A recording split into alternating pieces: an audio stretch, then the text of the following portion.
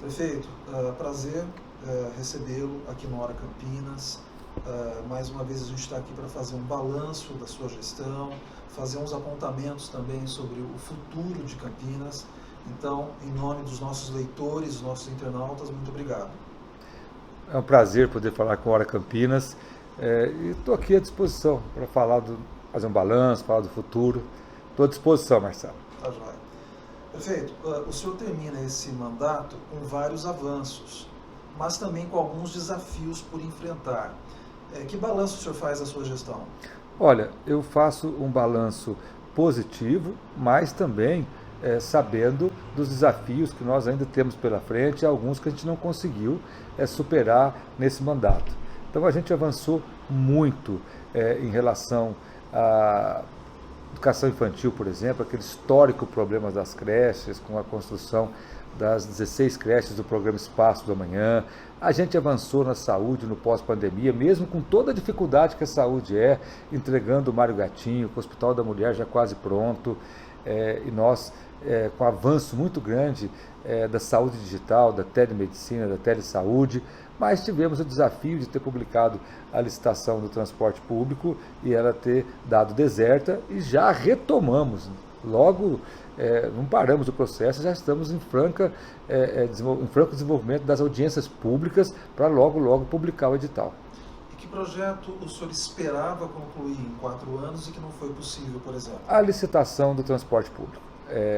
É um desafio imenso para as gestões públicas, independente de ser uma gestão do município ou dos estados, a licitação, principalmente num momento em que o setor do transporte público está em crise. Com o preço alto do diesel, com a inflação do transporte público, você tem hoje cidades que muitos empresários, concessionários entregaram o serviço, entregaram a concessão por não conseguir tocar. Aqui em Campinas, a gente fez o processo de licitação, deu deserto, avaliamos nas consultas públicas que um dos motivos foi o excesso, quer dizer, o número de ônibus elétricos nós solicitamos, porque é uma vontade que a gente tem de deixar o ar da cidade mais puro. Mas um ônibus elétrico está custando 3 milhões e meio de reais, o a diesel custa 1/3 disso, menos de 1/3. Então nós estamos refazendo, arrumamos a possibilidade de financiamento de ônibus elétricos pelo PAC para reduzir a necessidade do concessionário de ônibus e acreditamos que deveremos ter sucesso na próxima publicação. Prefeito, as mortes decorrentes das enchentes em Campinas e das quedas de árvores são um tema espinhoso. Né? E foram momentos de grande impacto negativo para a gestão. Que ações concretas a Prefeitura tomou? Olha, em relação às árvores, nós fizemos um grande inventário, nós fizemos até a retirada de espécies exóticas que não são nativas, como os eucaliptos lá do Lago do Taquaral, da Lagoa do Taquaral. E nesse ponto, Marcelo, é um ponto muito difícil. Primeiro, porque quando acontece uma tragédia, como aconteceu com a questão das árvores, você é muito criticado. Aí quando você vai fazer a retirada das árvores, é criticado também. Então não é fácil, é uma situação que a gente polariza, porque são momentos distintos. Caiu a árvore, teve uma tragédia, a prefeitura é criticada. Está tirando a árvore que tem risco de cair, a prefeitura é criticada também. Então, a gente fez um trabalho técnico, removemos muitas árvores, plantamos novas árvores e mais, nós plantamos quase 500 mil de árvores nesse primeiro mandato meu, que é uma quantidade grande. Então, assim, a gente fez o que tecnicamente deveria ser feito. Em relação às enchentes, pela primeira vez, a gente tem um pacote grande de obras nos ribeirões que passam na Princesa do Oeste e também no Rosimbo Maia. A cidade é muito grande, nós precisamos fazer primeiro, Marcelo, todo um estudo de macrodrenagem, porque o regime de chuvas mudou. Nós estamos vivendo momentos de mudanças climáticas. Não é aquela chuva que acontecia 30, 40 anos atrás. Refizemos todo o estudo de macrodrenagem, as obras estão em andamento, então para a gente foi um avanço. Tem outros pontos da cidade que nós estamos estudando para também trazer obras para minimizar o impacto das chuvas. A questão das enchentes é bastante complexa, ela avança vários governos, várias gestões. O senhor acredita que o senhor possa deixar no segundo governo, algo praticamente pronto, ou pelo menos para minimizar bastante elas, ou seria algo de muito longo prazo?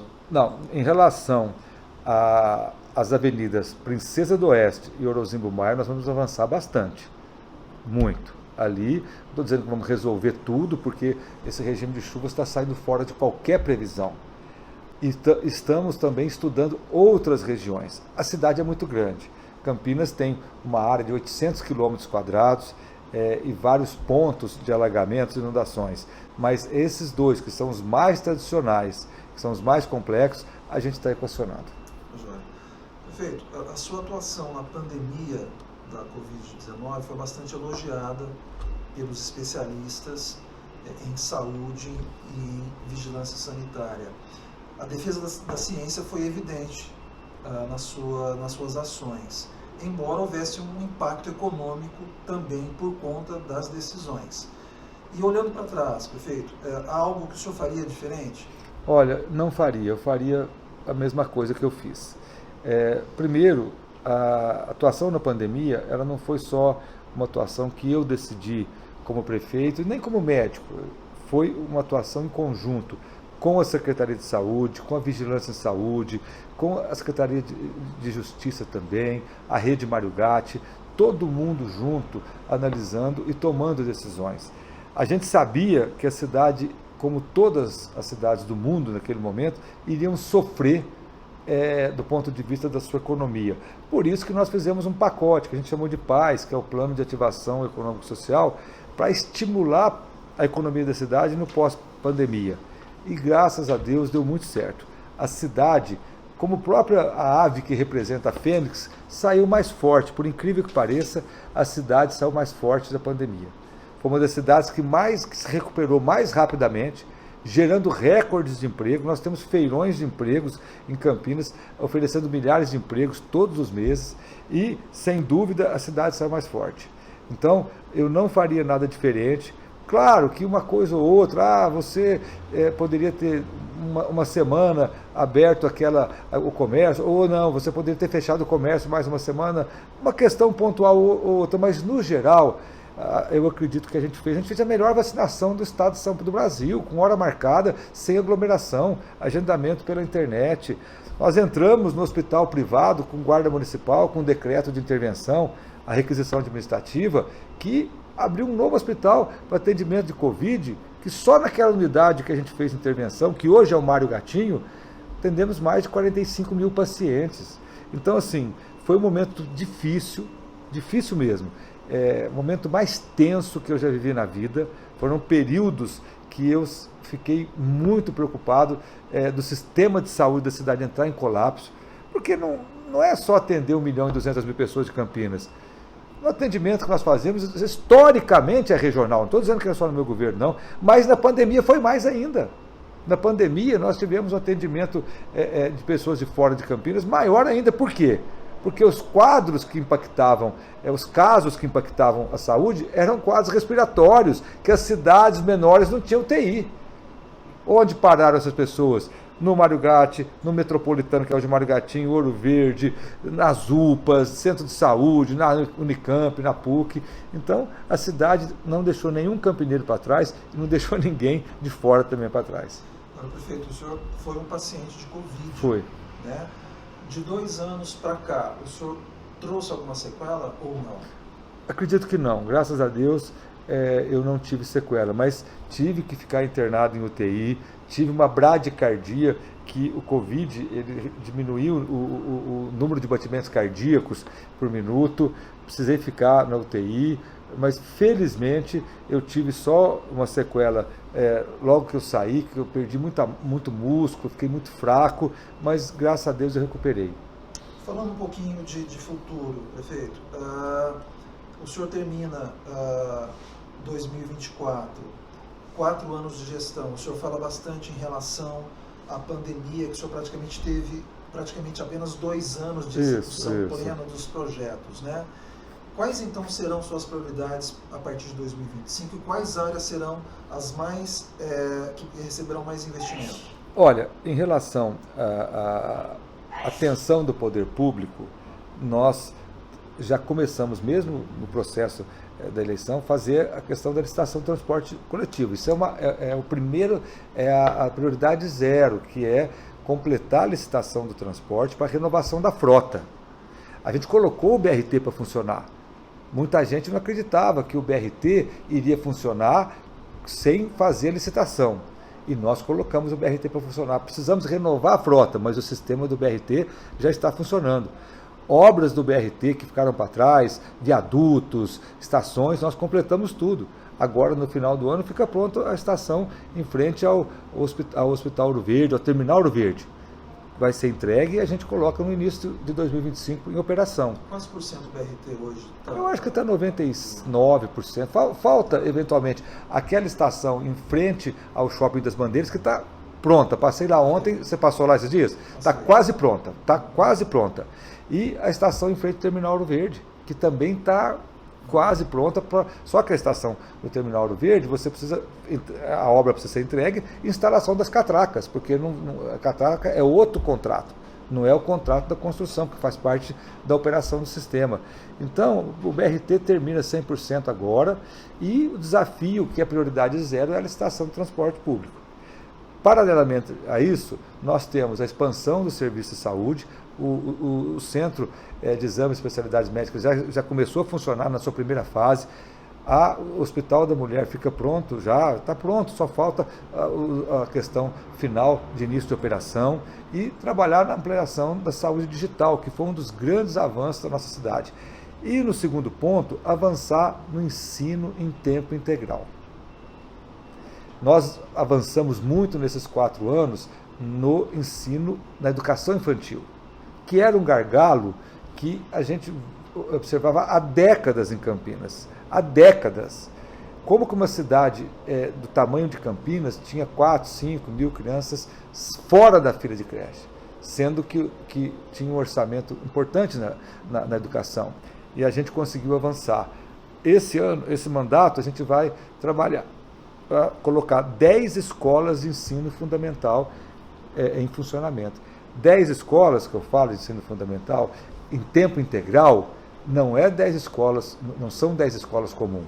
São escolas com teatro, são escolas com quadra coberta, poliesportiva. É um complexo, não é uma escola de sala de aula e banheiro e sala de professor. Então, o desafio de melhorar cada vez mais a qualidade da educação na cidade. E consolidar a cidade como a cidade da inovação, da tecnologia e do conhecimento. Nós estamos para aprovar a segunda votação do PIDS, que é o Polo de Inovação e Desenvolvimento Sustentável de Campinas, que vai ser uma área vocacionada ao desenvolvimento sustentável, inovação e tecnologia.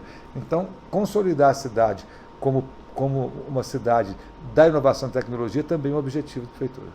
Perfeito. Esse projeto em relação à educação integral passa por novas unidades ou por novas reforço? Unidades.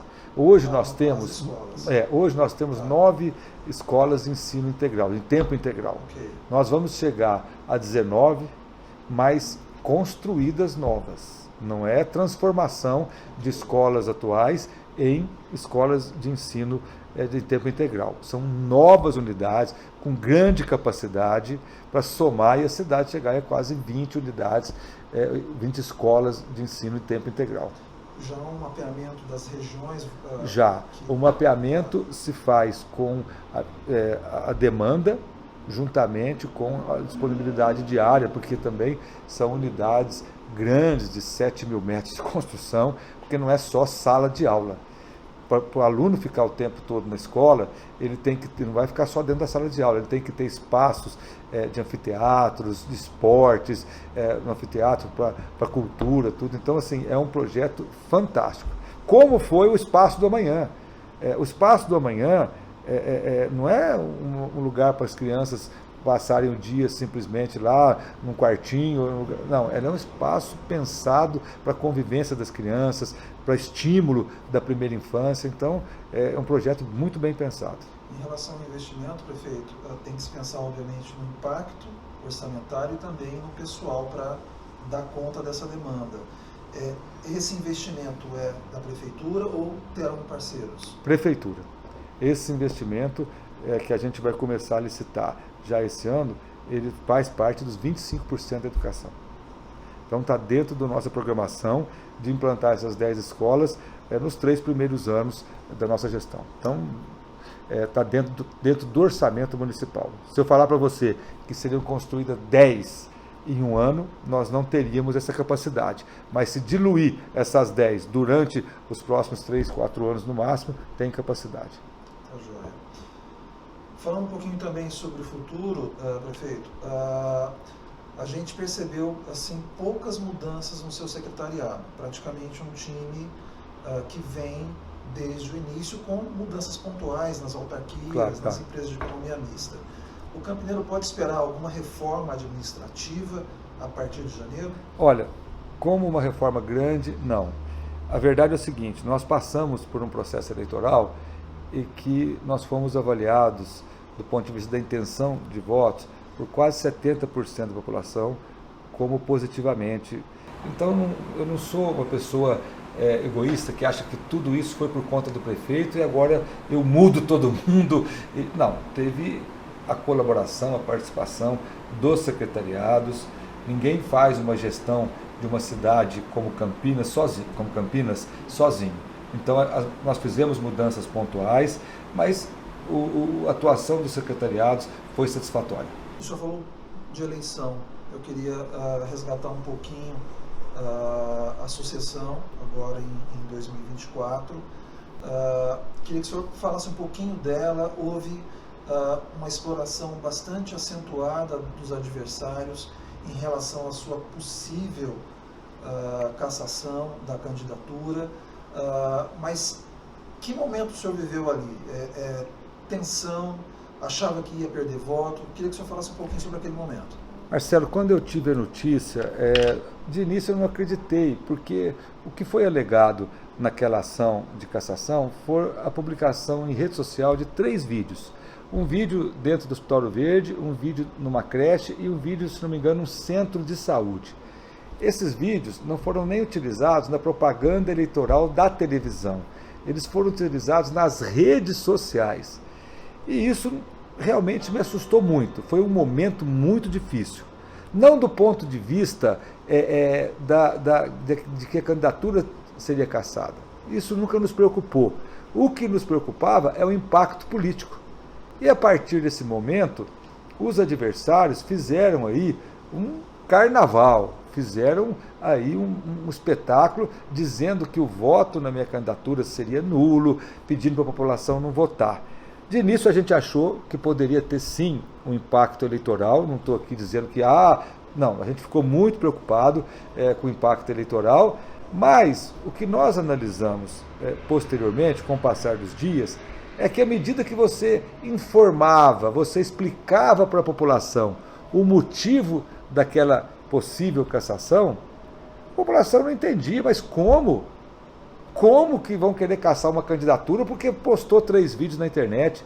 E olha, eu sempre falo isso, não é crítica, a eleição já passou, mas ainda aconteceu o absurdo de um fornecedor da campanha do PT, militante do PT, ser pego com 250 mil reais numa caçamba, há 4 dias antes da eleição. O PT com histórico de mensalão, de petrolão, aqui em Campinas com dinheiro na caçamba, e a população falava assim, mas como? O Dário fez 3 vídeos nas redes sociais, falando de centro de saúde, falando de hospital, falando de creche, teve questionamento da candidatura. Agora, o candidato teve um fornecedor da campanha com 250 mil reais na caçamba e está tudo bonito. E olha, Marcelo, no fundo, depois que veio o resultado, a gente avaliou que foi um tiro no pé que os adversários fizeram. Primeiro, porque nem as melhores pesquisas nossas dava 66,7%, 67%. A gente tinha pesquisas que giravam em torno de 58%, 55%, e a gente já estava muito contente. O resultado final, chegando a quase 67%, sem dúvida, nos surpreendeu positivamente. Então, na nossa avaliação, não temos nenhum dado de pesquisa, porque foi muito próximo da eleição. Essa postura da oposição de querer, eu usei o termo na campanha, ganhar no tapetão por conta de 3 vídeos da internet, irritou a população de Campinas e acabaram votando na nossa candidatura. qualquer maneira, foi um erro da campanha. Foi um erro da campanha, Marcelo, por ter postado vídeos que foram feitos dentro de unidades básicas. Mas tem um detalhe. Nós publicamos uma ordem de serviço, tipo de um decreto, autorizando os adversários também. E toda vez que eu ia numa unidade da prefeitura, eu pedi autorização. Então, mas eles não alegaram isso. Eles não disseram, ninguém queria, algum candidato da oposição queria numa creche no Espaço do Amanhã maravilhosa fazer vídeo? Então, para eles não que interessava.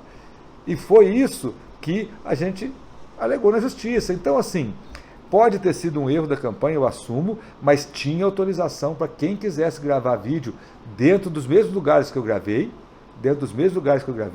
mas não fizeram. Mas olha, a eleição, eu sempre falei, é decidida na urna. No tapetão, ninguém ganha de ninguém, não. Prefeito, a gente está chegando na parte final da nossa entrevista. A gente está falando um pouquinho de comunicação, de redes sociais. E a comunicação pública hoje é um desafio diário, né? A gente percebe isso, sobretudo com o advento das tecnologias, né? Só as redes sociais têm trazido momentos divertidos. E um prefeito bastante à vontade diante das câmeras. Essa fórmula tem funcionado, prefeito? Olha, foi uma necessidade de adaptação, porque assim, eu tenho 61 anos, eu sou do tempo que não existia nem telefone móvel. Aliás, quando eu morei em Pedregulho, para fazer uma ligação para Igarapava, por exemplo, a gente tinha que ir lá na telefônica, agendar um horário. Olha, eu quero ligar para Igarapava. Aí a telefonista falava assim, vem aqui às 3 da tarde. Aí você ia lá às 3, ela ligava para Igarapava. Então, a gente chegou a toda essa revolução tecnológica e vieram as redes sociais. E eu tive que me adaptar. Eu aceito o desafio. Calculo uma pessoa que já passou dos 60 anos ter que ser desenvolto nas redes sociais. Não é simples, porque a molecada, o pessoal que é jovem hoje já nasce com a rede social, já tem desenvoltura. Então, eu realmente, para alguns temas, eu busquei, vamos dizer assim, a leveza, um certo toque de humor. Para poder dialogar, por exemplo, tem muita crítica na rede social. Como que eu vou responder uma crítica falando sério? Fica uma resposta chata para danar. Aí o pessoal do marketing sugeriu o fogo na careca, eu já achei meio chato, mas eu assumi e falei, então vamos fazer. Às vezes a gente brinca um pouquinho também, porque senão o assunto administrativo, de gestão puro, ele, para quem é apaixonado como eu adoro, mas a população em geral gosta, mas também quer um toque de leveza, de humor. Então eu tive que me adaptar, eu tento aprender, eu fico seguindo alguns prefeitos que são extremamente ativos nas redes sociais. Eu sigo o prefeito do Rio de Janeiro, o Eduardo Paes é um artista, né? O prefeito também lá de Recife, o João Campos, é um garotão de, não sei nem se tem 30 anos, parece um artista de Hollywood, mas esse povo é fácil, sabe? Agora a gente que está aí, já estamos na terceira idade aí, para reinventar cada dia, a gente se esforça um pouco. E a percepção de que essa mensagem tem chegado onde deve chegar. Tem chegado. Por quê? Porque você consegue atingir um público maior. Então, às vezes, eu vou nos lugares, as pessoas falam assim, gostei daquele fogo na careca. Eu também pensava igual o rapaz que escreveu, mas o senhor explicou direitinho e tal. Então, a pessoa vê a crítica, vê a resposta e faz o julgamento. Agora, não dá para eu fazer isso aí num formato, sentado numa mesa, ou em pé, ou de terno, ou de paletó, dizendo, olha, o senhor criticou isso, mas está acontecendo aquilo. Não dá, ninguém vê. Então a gente criou o fogo na careca, eu respondo e tal. Então a gente vai, e eu aceito o desafio. A gente foi entregar a tirolesa no Taquaral, eu falei, você tem que pular da tirolesa. A hora que eu subi na plataforma, realmente eu não gosto muito de altura, mas eu falei, deu um frio na barriga, mas ficava horrível não pular. Eu pulei na tirolesa, foi tudo certo. Perfeito. Chegando ao fim da nossa entrevista, eu queria agradecer sua presença, sua disponibilidade para falar com o nosso público do Hora Campinas e queria lhe pedir uma mensagem para Campinas para o ano novo. Olha, Marcelo, vou olhar até para a câmera agora. Primeiro, a minha palavra é de gratidão. Durante esses 4 anos, a gente é muito criticado, a gente às vezes é elogiado, mas a população de Campinas é uma população atuante. A cidade saiu mais forte da pandemia porque a população de Campinas é uma população empreendedora, uma população que trabalha e construiu uma das melhores cidades desse país. Então eu quero desejar a todos os campineiros e campineiras um ano de 2025 maravilhoso. Eu sempre falo, Campinas sempre enfrenta os grandes desafios pelo tamanho que a cidade é, mas se depender de mim, da minha vontade de trabalhar e de fazer Campinas cada vez melhor, pode ter certeza que a gente vai continuar avançando. Que todos tenham um 2025 maravilhoso.